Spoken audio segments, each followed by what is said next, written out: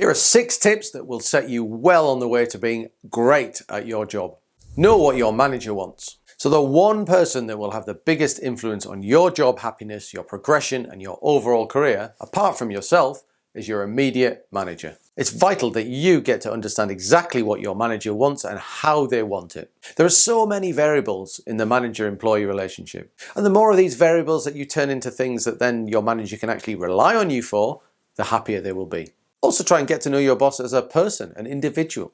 Understand what their challenges are, what their career aspirations and their life outside work is like. Escalate problems before they get massive. You'll often hear people say that their staff should bring them solutions, not problems. And yes, that's partially true, but it's super important that our teams let managers know when there is a problem. And then when it really is an issue and you need help, let your manager know, because that is so important. Managers and leaders do not like surprises, and the more they know, the better. So have the confidence to raise that red flag when there's a problem. Be great at your core responsibility, because that's what you're here for, to do a job. You've got skills, and your manager wants you to use them to solve the business problem. So come in, use all of your skills and more. Be awesome at what you say you're good at. In fact, don't just be good, be amazing at it. A manager needs to be able to 100% trust that somebody they bring in has the ability and skills to perform that role to a level that means their team moves on. Be a real self-learner. So everyone says they're a self-learner.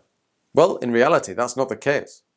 But what is the case is that the ability and aptitude to always be looking for and taking opportunities to learn is a key attribute of successful team members. And as a manager, it's one of the single most important things I'm looking for in anybody that I work with. Care about your teammates as people. Your colleagues aren't there just to deliver work and help you with projects or send you the links that you've forgotten to bookmark. Your team can be the difference between an enjoyable work experience and one that you dread every day. If you want to get the best out of your colleagues, then it's vital to understand them as people. Everybody has emotions, personalities, nuances. And when the people in a team genuinely empathize with each other, then the bar rises for the whole team. Because everybody will have a low patch sometime in the year.